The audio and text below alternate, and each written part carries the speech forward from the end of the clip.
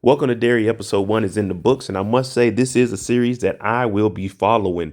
Episode 1 was pretty damn good, and the ending was not expected. Now, we're going to go through this article, and it's going to break down the ending, and they're going to talk about the director and why they went with the decision they made to, spoiler alert, kill off all the kids that we thought were going to be starring throughout the series.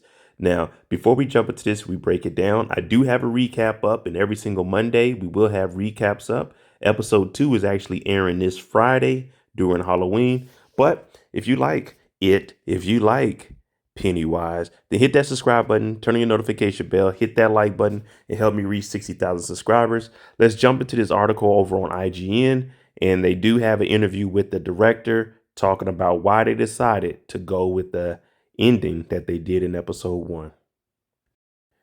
Welcome to Derry's season premiere. Ending explained. No one is safe in this world. And if you watch the episode, you'll see that from the beginning to the end, starting with the baby in the car to Maddie's disappearance to our 4 stars leaving at the end of the episode, it can get ugly for anybody. If you thought Welcome to Derry was going to rehash the losers clubs of the movies following a group of kid protagonists and their survival to their childhood encounter with Pennywise, traumatized but alive, then the ending of this season premiere put a quick and definitive end to that notion. The end, I will say, high quality CGI. They did their thing with that very unexpected turn of events. Their investigation into the disappearance of the local kid, Maddie Clements, leads Lilly, Teddy, Phil, and Phil's little sister, Susie, to the Derry movie theater, where Ronnie shows them The Music Man, the movie Maddie has snuck in to watch the night he went missing. Now, at the beginning of the episode, Maddie is in the movie theater.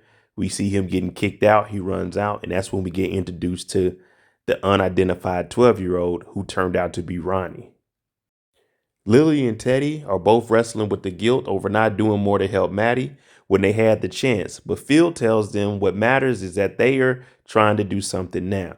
Now, Phil and Teddy are best friends. And even Phil was saying inside the house, hey, man, we didn't even know Maddie like that. Now, Maddie was getting close to Lilly. He didn't get that kiss, but he went up missing.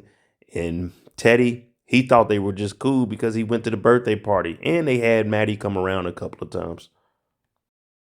The ending of episode 1 explained. Lilly recognizes the song You Got Trouble from The Music Man as the one that was playing when she thought she heard Maddie. Now, she thought she heard Maddie in the drain system, and that's where the whole movie comes from, them going into the sewers. But that's when Maddie appears on the screen trapped inside the movie. They cry out to him, instructing him to follow their voices so they can get him out of the movie. But Maddie, who is holding a baby wrapped in a blanket, castigates them from lying to him and not being there for him. There's a reason why he's trapped in the movie to begin with, he says. The movie slows down, the image darkens, the song raps, and Maddie looks up at them with the evil grin as the baby he's holding leaps out through the movie screen and into the real world. It's the Pennywise flying demon baby that killed Maddie at the beginning of the episode. And now it's on the loose inside the theater. Now, if you watch, it went from being very, very small inside the vehicle with the umbilical cord attached to now it's a little bit bigger and it's about to cause havoc. And if you wanted to know where that song was from, it says that tune is from the 1962 film Lolita, directed by Stanley Kubrick. Riddle would later compose the iconic theme song for the 1960 Batman TV series. Again, spoiler alert, the Pennywise demon baby, when it came out of the screen, I mean, it started tearing these kids up. It was really unexpected, but it came through. It picked Phil up, ripped Phil's body in half. It took little Teddy, whooped on him, threw him up into the glass that was up on the top deck where the movie reel was coming from. Little Susie was up under a chair trying to get a hold of Lily's hand. Her and Lilly grab hands, but the demon baby grabs Lilly, rips her whole body apart. So her hand is still stuck in Lily's hand. She's nervous as hell. Lilly and Ronnie, they ended up making out of there. Ronnie had a hammer. She locked the door up. She goes and talks to Lilly, and Lilly says they're all gone. Ronnie's sitting there like, what do you mean they're all gone? And then that's the end of the episode. But we were definitely not expecting to see these kids get knocked off this early. I honestly thought we were going to follow these kids around the whole time. But this isn't the Losers Club. This is just RIP Club. So this is the director actually talking about why they went the direction they did.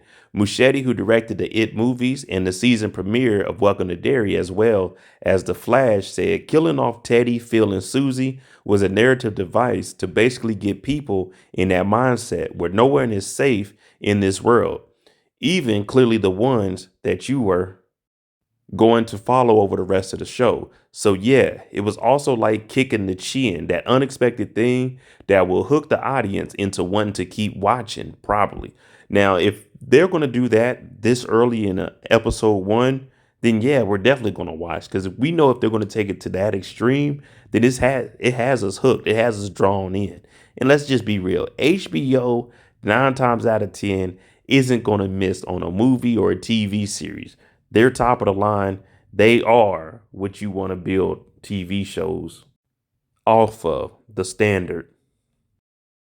He also spoke about the idea of birth horror present in the show, especially in the form that Pennywise takes in this episode. So we see little Pennywise go from fetal to adolescence. He says, I think there's a very tight link to one of the themes of Stephen King's book. For people who read the book, the losers, when they come back in 30 years later, they all realize they didn't have kids in their 40s. None of them have kids and probably never will have. And that's a way of saying that these guys are subliminally terrified of bringing kids into this horrific world, Muschietti explained. Basically, hell no. We know what Pennywise is capable of. We can't bring no kids in here because kids are easy targets. And in this series, we see that they do not care. You could be 5 years old, 10 years old, 12 years old, 13. If Pennywise wants you, Pennywise is going to get you. And it's one of those lingering questions. It's never really solved. In the book, it's all questions that are most of which are never answered. But it makes you think about it. And I think that is one of the themes. And that's why the baby thing is a reoccurring thing. And birth is a horrific event that is brought up over and over. So it looks like throughout the episodes, we're going to see Pennywise get older and older and older until we get the traditional Pennywise we know walking around with the balloon terrorizing everybody. Now, remember, this is taking place in 1962 at the height of the Cold War. And that's where Major Leroy is in there and they're flying the B-52 bomber. So we're going to start getting a lot of that. But also, I mentioned in the recap, we had fire drills, tornado drills. They had bomb drills.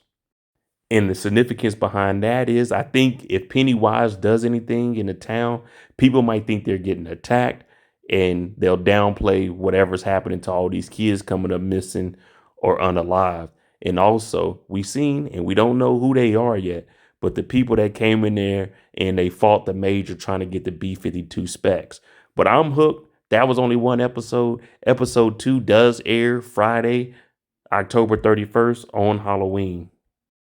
All right, there you go. The ending is explained. They just wanted you to make sure that in Derry, Maine, nobody is safe.